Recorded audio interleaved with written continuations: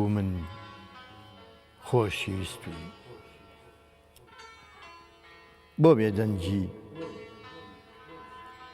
کێوەکو من خۆشەویستووی کێوەکو من هۆنراوەی جوانی بۆ وتووی بۆ بێدەنگی کامنهێنی لە ناو دڵ تا حەشارەدەی تاکەی بارگەی پرسیارێکی بێسەرەتا لە دەرونی خۆتا ئەخەی دەبدوێ با گوێم لە ئاوازی دەنگێ بێ لەسەر سنگی خۆ بمنوێنە با سەری پڕ لە ئەندێشەم فێری خەوی سەرسنگی بێ فێرم کە با گەورەتر بم لەو خەمەی کە سەرم مەخوات فێرم کە با بەهێزتر بم لەو گێژاوەی هەر ناشزانم بۆ کوێمە بات ئەو شیعرانەی بۆ تۆ ئەڵێم خورپەی دڵی شاعرێکن ترپەی دڵی شاعرێکن تەنیا شعر و خۆشەویستی تۆش کە بە کەی گەیتێ ئەوە عەشقت بۆتە گڕ و ئاگر لە گیانی بەرەدا دەستەکانە خۆش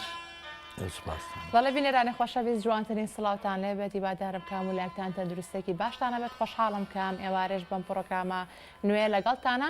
خۆشەویستانی مەوکو دیارەکە میوانەکەم دکتۆر فەرەیدون عەبدولبەرزنجیە کە وەکو شارەزاین ئەوکو ئەزانن کە دکتۆر فەرەیدون ساڵانێکی زۆرەواتە لە سەرەتای هەفتاکانەوە شعر ئەنووسێت و هەروە خاوەنی کۆمەڵێک بەرهەمی شعری جوانەوە بەدەیان کۆڕی شعری لازانکۆ و هەروە لە شارەکانی کوردستاندا ئەنجامدا و ئەتوانی بڵێنێکێکە لەو شاعیرانەی کە زۆرترین بەرهەمە شارەکانی کراوە بە گۆرانی لەلایەن هونەرمەندانە و لە ڕابردوو لە ئێستاشدا و لە ماگی 11دا لە ماگی 11دا لە 11 دیوانی دکتۆر فەرەیدون عەبدولبەرزنجی بڵاوبەوە کاتوانین بڵین بەرهەمی 45 ساڵی شعری بەرهەمی شعری ئەم شاعیرەی لە خۆ گرتووە کە بە شعری کۆن و تازەوە لەم دیوانە کۆی کردوێتەوە بۆیە زۆر خۆشحاڵ بووین یاخۆ دڵمان خۆش بوو کە دکتۆر فەرەیدون ئەم ئێوارێ لەگەڵمانە ببووی هەم گوێبیستی شعرە جوان و هەروە بەواتاکانی بین و هەروە کەمێکیش گفتوگۆ بکەین دەربارەی ئەزمون و هەروە شعرەکانی دکتۆر فەرەیدون دکتۆریان بەخێر بیت زۆر خۆشحاڵ و کام ئێوارە لەگەڵمانە بەخێربەی سەر چاوانمان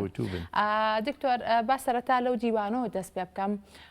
کە 11 ئەم دیوانە بڵاو کراوە کە ڕاستە خۆی ئەم دیوانە هی ساڵانی ڕابردووە بەڵام بڵاوکردنەوەکەی کەوتە ئێستا بەهۆی کۆمەڵێک هۆکاری تایبەت و هەروە بێگومان بەهۆی ڤایرۆسی کۆرۆناشەوە کاتەکەی دواکەوت. بەڵێ لە ڕاستیە دیوانەکە لە پاییزی 2010 بە چاپ گەیشتووە. ئەم دیوانە کۆکراوەی کۆمەڵێ بەرهەمی پێشووترن کە دەتوانم بڵێم یەکەم کۆمەڵە هۆنداوە لە 1970 دووهەم بە ناوی نیگای حەزێکی ئاوارە دووهەم کۆمەڵە هۆنداوە لە ساڵی 1970 بە ناوی ڕۆژان ئەڕواوتوەر خۆشەویستی منی سێهەم کۆمەڵە هۆنداوە بە ناوی کەبیر لە تۆ کەمە لە ساڵی 1998 ئەم کۆمەڵە هۆنداوەیە ئەم سێ کۆمەڵە هۆنداوەیە لە ساڵی 2004 بە هەوڵی دکتۆر هەڤاڵ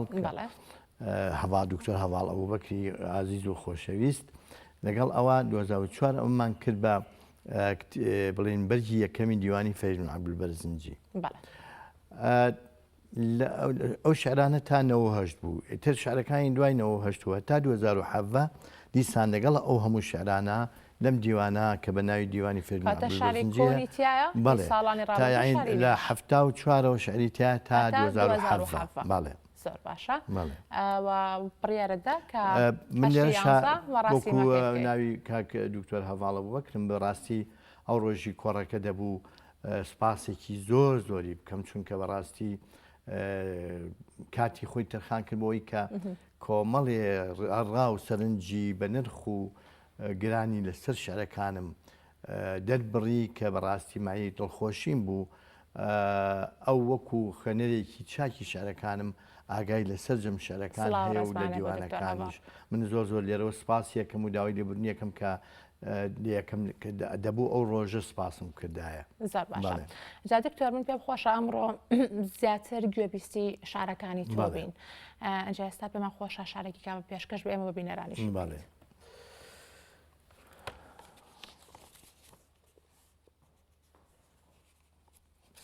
ئەم شارە زۆر جار خوێنمەتەوە کە یەگەینە دوا بەندەری خۆشەویستی نازەم ئێستش هەر ئەو بڵێم یان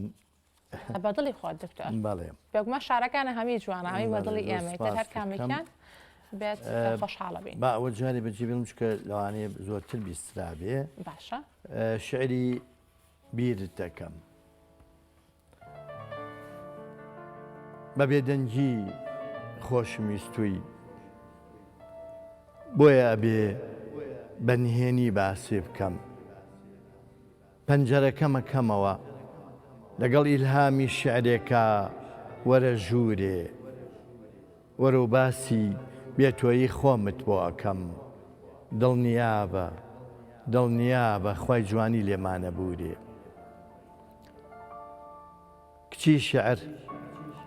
لەگەڵ سۆزی هەموو ئاوازێکی خۆشابیرت دەکەم لەگەڵ ناڵەی هەموو دڵێکی بەجۆ شابیرت دەکەم لەگەڵ شنەی بای شەماڵی ئێوارانە لەگەڵ دڵۆ پیبارانە بیرت دەکەم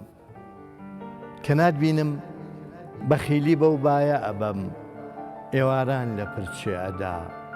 خۆ هیچ نەبێ جاروبارێ کەمێ بۆنی پرچ دەکا کە ئێوارانێ ئەدبینم ئیتر خولیای شعرێکی جوان ئەم خاتە دەریای ئەندێشە خۆتەزانی شعرێکیش بۆ تۆ بنووسرێ ژانەکەی چەندە بەیەشە ئەوە شعرێکی تێگەدنا دەستەکانە خۆش دکتۆریان. ئەجا دکتۆر تۆ زۆربەی شعرەکانی خۆ دەتوانڵم زۆرینەی لەبەرتاواتە ئەوە تا سەری دیوانەکە ناکەین هەمووی لە مشکتا ماوەتەوە کە تۆ ساڵانێکی زۆرە ڕاستە تۆ شارە نووسیت ئەی هەموو شارەکانی خۆت لەبەرە؟ توان بڵێم هەموویم لەبەرە بەس هەندێک جار بەهۆی یاینوانێ بڵم تەمەنەوە یان بەهۆی ئەم مەشغەڵەتی دنیاوە هەندێک جار پێویستم بەوە بێ کە سەر کۆپلەیەکیان یا سەر شعرێکیان کە لە بیر مەچێت و سەرێکی بکەم یەکجار بۆی کە بێتەوە بیرم. جادی تۆرتۆیەکێکی لەو شاعیرانەی کە سەرەتا دەست ناکەی بە نووسینی شارەکە سەرەتا ئەیڵێیت لە مەشکی خۆتە بەدەم خۆتەوە ئەنجا دواتر لای شعر بۆ هاتنە ئەنێ شاعری فەڕەنسی هەیە مالارمێ یەکێکە لە شاعرە ڕەمزیەکان دەڵێ خوایان سروشت هەندێک لە شعرەکەدا بە شاعر ئەبێ شاعرەکە خۆی بە پێشێن پاشماوەکەیە بگەڕێ من قەناعەتم زۆر بۆ قسەیە چونکە زۆربەی شعرەکان لە مێشکما تەواو بوون بۆم هاتوون یان نیوەی یان کۆپلەیەکی یان زیاتری هاتووە دواتر ڕەنگە تەواو بوو بێ بەڵام ئیلهامی شعرەکە لای من ئەبێ بۆ هاتن بێ و بە ئیلهام بێ نەک دانیشی بینوسی بۆیە شعرەکە پێش ئەوەی بینوسم لە مێشکما ئامادە بوو ئەمە شۆکارە بۆ ئەوەی کە زۆرترین شارەکانی خۆت لەبیر بێت بیرە نەچێتەوە. جا دکتۆر تۆ ئەو کاتانەی کە شارە نووسی بێگومان وەکو ئەو ئیلهامە تایبەتێ باسی کرد کە بۆ شاعیر دێت کات و ساتی خۆی هەیە واتە هەموو کاتێک نییە تۆ زیاترین لە دوای 12 شەوە پێم وایە زۆربەی شارەکان لە دوای 12 شەوە تا 4 و 5 بەیانێ ئەو کاتە ئیلهامی شارەکانە بۆ هاتووە. و یەکێکی لەو کەسانەشی کە حەزەکەیت بە درێژایی شەو بەخەبەر بێت هەتاوەری بەیانی بەڵێ ڕەنگە ئەوە ئەو کارەکەەوە بێت کە بەلای منەوە بە نرخترین کاتی شاعر کاتی نووسەر و کاتانەیە کە ئیلهامی شعری بۆیە یان بڵێن ئیلهامی چکە هەموو نووسینێک ئیلهامی نەبێت هۆکار نەبێ بۆ ئەوەی کەوا لێ بکبی نووسێت شتێکی باش دەرناچێت بۆیە بە نرخترین کاتی من بەلای خۆمە و کاتانن کە شعرم بۆ هاتووە تیا شعرم گوتووە. زۆر باشە. جا دکتۆر پێمان خۆشە لەگەڵ بینەرانە کە هاوکارانم راپۆرتێکیان بۆ ئامادەکردوین دەربارەی مەراسمی بڵاوکردنەوەی ئەم دیوانە شعریە با پێکۆ بینەری بین و دواتر بەردەوام ببین لەگەڵتانە فەرموون.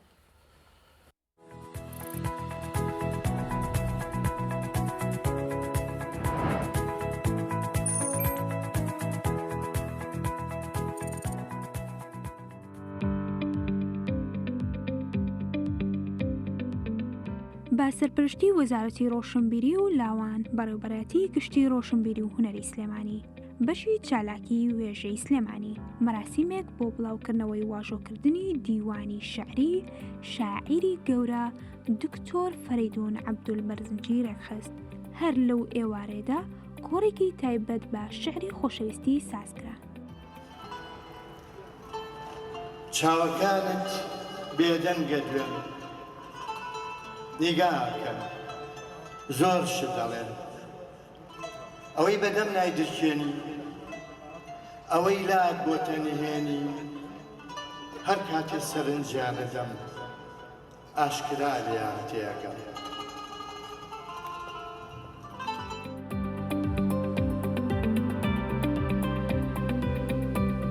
جێگەی ئاماژە پێکردنە دکتۆر فەریدون عەبدولبەرزنجی لە ساڵی 1970 دەستی کردووە بە شەعر نووسین و لە ساڵی 1974 یاکەم هۆنراوەی لە ژمارە 3 بڵاوکراوی ڕۆشنبیری نوێدا بڵاو کردوێتەوە. پاشان لە ساڵی 1970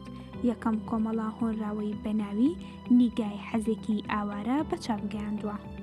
دواتر و لە ساڵی 1983 کۆمەڵە هۆنراوەی دووەمی ڕۆژان ئەڕوا و تۆ هەر خۆشەویستی منی چاپ کردووە. هەر بەمانەشەوە نەوەستاوە و دووبارە لە ساڵی 1998 سێم کۆمەڵە هۆنراوەی بەناوی کەبیر لە تۆ دەکەمەوە بڵاو کردەوە. ساڵی 2004 هەر سێ کۆمەڵە هۆنراوەکەی و هەندێک شعری تری لە بەرگی یەکەمی دیوانی فەریدون عەبدولبەرزنجیدا بەچاوگەیاندووە.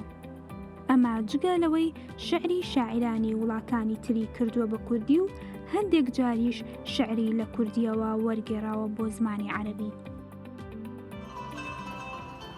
بەڵێ گیان بەڵێ گیانە هۆگرت بووم خۆشەویستیت هەرزوو دیاریدا لەسەر ڕووم تاوان لێ هات هەموو خەڵکی لە چاوان ما تۆیان بوو هەتا بوویتە کانگای عەشقێکی ئەبەدی.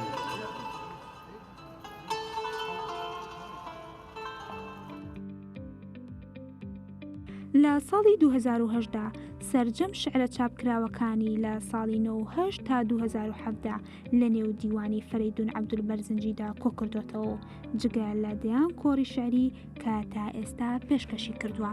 ستایش دڵداری شعری نیشتیمانی دیوەکانی تری شعری ئەم شاعیران بە یەکێک لە شاعیرەکانی سەردەمدا دەنرێ و نوێخوازی لە شعردا دەکات. دەتوانین بڵێن ڕێچکەی تایبەت بەخۆی هەیە لە شعردا. ئەمەش لەو ڕوانگەیەوەیە کاتێک شعرێکی دکتۆر فەریدون دەخوێنیتەوە ڕوونە وشەی سادە و ساکار و پەرمانای تێدایە. خوێنەر زۆر زوو ڕادەکێشێ بەدەست خۆت نییە کێشت دەکات بەرەو لای خۆی. زمان پاراوە و یاری بە وشە دەکات و هەست بزوێنە. ژین عەبدوڕەحمان، گەلی کوردستان، سلێمانی.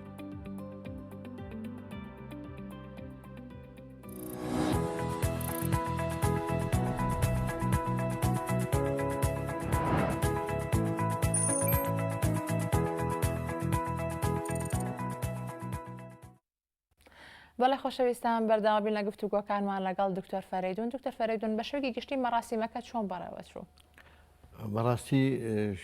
شتێکی زۆر باش بوو بۆیە لێرەشوار پێویستە جارێکی تر سپاسی بەشی ڕۆشنبیری سلێمانی بکەم بەڕاستی کە بە تایبەتی خوشکە بە ناسکوێستانی و ئەجا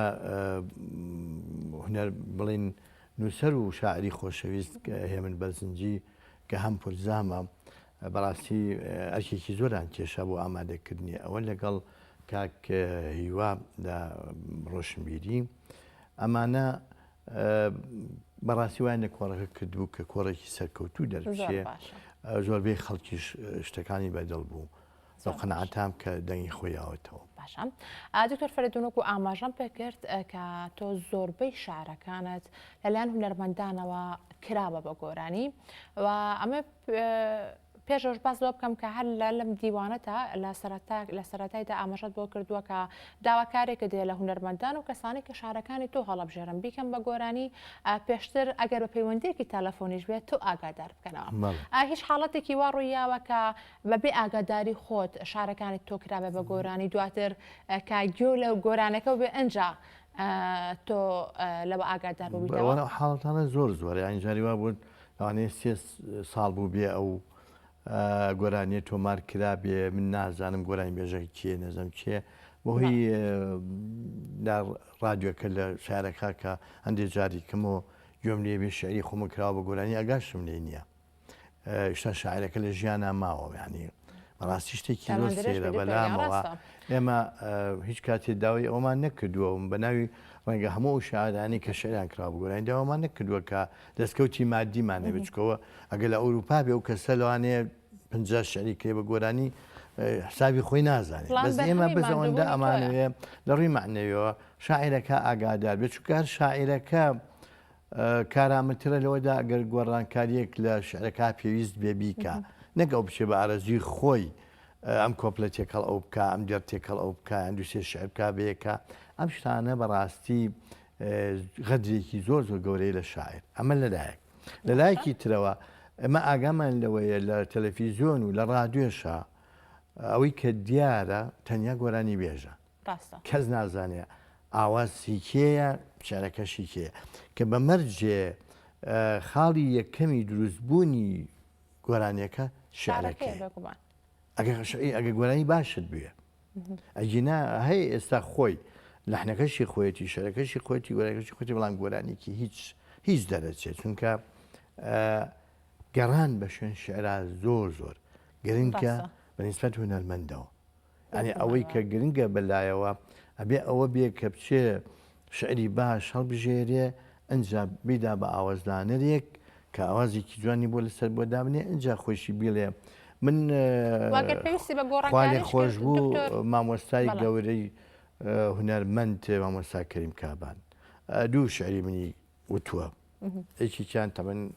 فرمێسک و شعرە نازانم چۆن خۆشەویستی یەکیشیان نامەیە بۆ خاتووی زینە شعر هاوڕێیشان بەڕاستی جاریوا بوو ساڵێک ئەم ئاوازە لە مێشکە ئەمایەوە بۆ چەندین کەسی خۆشەویستی خۆی ئەگوت ئەنجا تۆماریە کرد ئێستا جاریوا هەیە لە ماوەی شەو ڕۆژێک کەمتر لە 3 ساعتە بە جیهازێکی هینەوە دانیشن دەگۆرانی لەسەر تۆمارەکە بەڕاستی من ڕێز و حرمەتمێ بۆ هەموو هونەرمەندەکان هەمووی لە ناو هونەری کوردیا ئەمانە ئەشتێرەیەکی گەشن بەڵام وەکو ئامۆژگاریەک لە منەوەگەر قوبولی کەن پێویستە ئەگەر شعرێکیان وەرگرت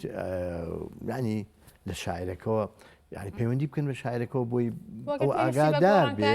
بەڵێ وەکو هەندێکجار پێویستە گۆڕانکاری پێ بکرێ شاعرەکە بیکا باش زۆر باشە کاتە دکتۆر پێمان خۆشە ئێستا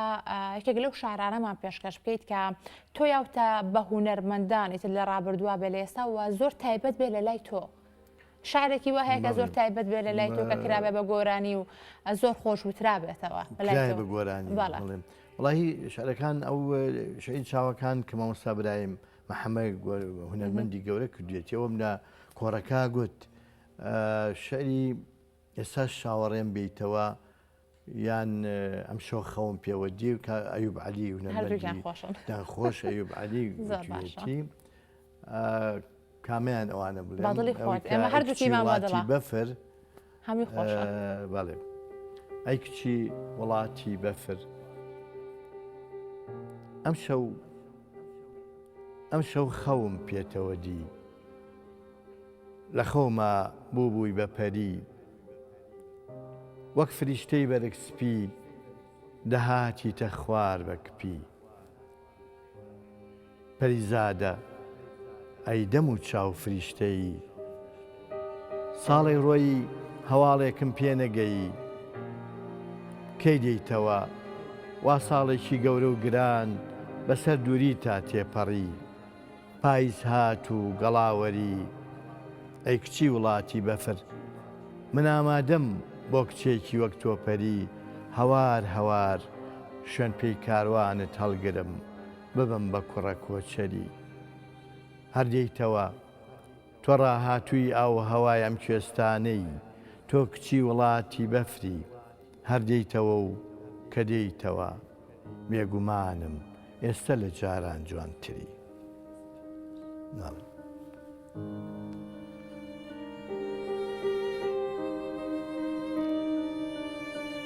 دەستەکانە خۆش دکتۆریان ئەمە بێگومان یەکێکە لە شارە جوانەکان بێگومان هەموو شارەکانە جوانن و هەروەها یەکێکن لەو ئەو شارانی تۆ کە نووسیوتن یەکێکن لەو شاعرە لەو شارانەی کە ئەمێنەوە دکتۆرانی دەما و دەم ینی ئەمێنێتەوە و هەروە هێشتا تام و چێژی خۆی هەیە کە کاتێکە گوێویستی ئەبیتەوە. دکتۆرەمە و پرسیار و ئاراستە بکەم کە شارەکانی تۆ بێگومان هەمووی دەربارەی عەشق و خۆشەویستیە بۆ ینی تەنها بۆ ئەم بوارە ئەنووسیت و عەشق و خۆشەویستی لە ژیانی دکتۆر فەرەیدون چیەگەێنێ؟ بەڵێ خۆی لە ڕاستیە ژیان هەمووی بریتێ لە عەشق بریتێ لە خۆشەویستی بۆ مرۆڤەکانی دەوروبەرێ بۆ شتەکان بەگشتی بەڵام بێگومان ئەگەر سەرتاپەی دیوانەکە بگەڕین شەریتایە زۆر جار ئاوێتەیە لە خۆشەویستی خاک و خۆشەویستی مرۆڤ هەندێک جار لەگەڵ خەمی هەژاران هەیە مەسەرەن بۆ نمونە شعری دوو دیمەن کە دوو کۆپلێ و دوو دیمەن نیشانە دیمەنی کابرایەکی تێر دیمەنی کابرایەکی برسی ئەگەر ئۆشتان ویست دوایی ئۆشتان بواڵێم بەخۆشحالیەوە ئەمانە ناتوانین بڵین لە سەدا تەنانەت هەشتای دیوانەکەش هەمووی هەر بۆ خۆشەویستی و هەر بۆ عەشقەکە خۆی ئەوانش هەر خۆشەویستی و عەشقا بەڵام بە شێوەکەی تری تەنانەت شعرە خۆشەویستیە تووڕەکانیش زانی کامانەڵێم ئەوەی کە بە تووڕەیی وتراوە بۆ خۆشەویستەکە ئەویش هەر ئەو پەڕی خۆشەویستیە ئەوەی کە گلەیە ئەویش هەر ئەو پەڕی خۆشەویستیە بێگومان ئەی دکتۆر لێرۆ چیت هەیە بۆ هاوسەرەکەت؟ ئەتوانیت بڵین زۆرینی ئەو شارانی کە نووسیتە بە تایبەت ئەوانەی کە گزارش لە عەشق و خۆشەویستێکی پاک و جوانەکەن بۆ هاوسەرەکەت نووسیوە یاخود تا چەند شعری بۆ ئەخوێنیتەوە لە ماڵەوە؟ بێگومان نشێک لە بڵێن نازانم سەپێڵەن هەوادار یانێوانی کات لەگەڵی بێ شعرەکان خێزانەکەمە شعری چاوەکانت کە یەکێکە لە بەلای خۆمەوە خەڵکی ژوایە نبینێ و وەکو گۆرانیش گۆرانێکی زۆر سەرکەوتووە شعری چاوەکانێ بە تایبەتی بۆ ئەوە هەر بە تایبەتی بۆ ئەو وتراوە هەموو شعرەکانی تریش کە هەستی پێەکەی کە لەژێر سێبەری خۆشەویستی ئەوگوترێن بۆ هەموو مرۆڤەکە شتی جوانەکانی مرۆڤە بەڵام زۆر جار هەندێک شت لە ژیانە وات لەیەکا کە تۆ ژاتر پەل بەهاوی بۆ کۆمەڵێشتی تر هەندێ شت هەیە کە شاعر والەیەکە بگەڕێتەوە بۆ ڕابردوو یان شتی تازە بێنێتە ئەنجام و بێنێتە دی زۆر جار لەوانەیە تۆ وەکو شاعرێک ئاگاد لە خەم و معاناتی یا ئەندێشەی خەڵکی ترە لای تۆ هینە بێ خەمڵێ با بڵێین یاخود ناو مێشکرامێنێتەوە ئەوە شعر هەر دروست دەکات زۆر جار لێرە ڕێز و سڵاومان هەیە بۆ هاوسەرەکەت نازانم ناوی چییە؟ بەڵێ بەهار خاتو بەهار ڕێز و سڵاومان هەیە بۆتان و هیوادارم هەمیشە لە عەشق و خۆشەویستیا بژین. دکتۆریان پێشە بێ بەلای کۆتایی پرۆگرامەکە و کۆتا شاری خۆتمان پێشکەشکێمێ ئاماژە بۆشکەم کە تۆ لە ڕابردووە کە هەندێک کاری وەرگێڕانە کردووە بۆ ئەو شارانەی کە بۆ نمونە لە زمانی عەرەبیەوە کە کردوتە بە زمانی کوردی و بێ چاوانەشەوە لە ئێستاش ینی کاری وەرگێڕانەکەیت؟ کاتێکەم کەمترە بەڵام کاتی خۆی شعرم وەرەگێڕا بە شعر وەرمەگێڕا بۆ کوردی چکە ئەوە تامل لێزەتەکەی زیاتر بە مەرجێ گۆڕانکاری تیانە کرێ ڕاستە ماڵێم زۆر باشە. بۆ کۆتایی پرۆگرام پێمان خۆشاکە بە شاعرێکی تۆ کۆتایی بە پرۆگرامی ئەمڕۆمان بێنین من ماڵاوی لە بینەرەکان مەکەم دووبارە زۆر سپاس بۆ تۆ دکتۆر فەرەیدونیان کاتی پرۆگرامەکە ڕەونە دەرفەتیان پرسیار و گفتوگۆکان زۆر و حەزمانە کرد زیاتر گوێویستی شارەکانی بەس ئێستا کۆمەڵی لە شارە تازەکان هەندێکی لەوانەیە هەر ناونیشانی لەبێ لەوانە ئەڵێم زۆر باشە بە خۆشحالە دووبارە زۆر سپاس بۆ تۆ کورتن دەستەکانە خۆش دکتۆریان بەڵێ بینەرانی خۆشەویست من مەڵاویتان لێکەم و بە شارێکی دکتۆر فەرەیدون کۆتایی با پرۆگرامی ئەمڕۆمانێنین هیوادارم کە هەموو لایەکتان ێوارێکی خۆشتانە بێت خواتان لەگەڵ. چرپە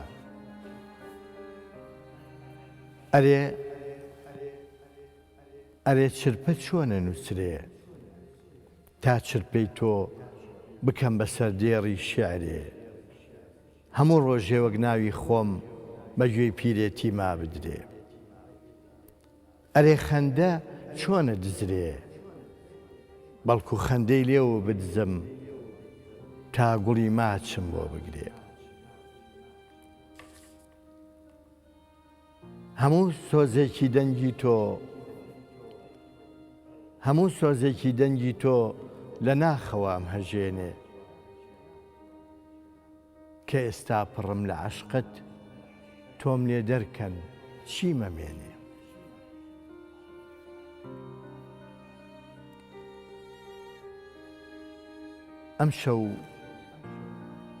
ئەم شەو خۆشەویستەکەم دێ، ڕوومەتی لە شوشەی پەنجەرەکەمە سوێ، دەستی بەرز دەکاتەوە تا شەو باشێکم لێ بکە. هەر کاتێ دێ گشت دەرگاکانەکاتەوە، بە داڵانی خەمەکان ماتێ ئەپەڕێ. منیش لە چاوەڕوانیدا لە جێی جارێ دەجارە مرم، بەڵام ئەو هەر ناگاتە جێ.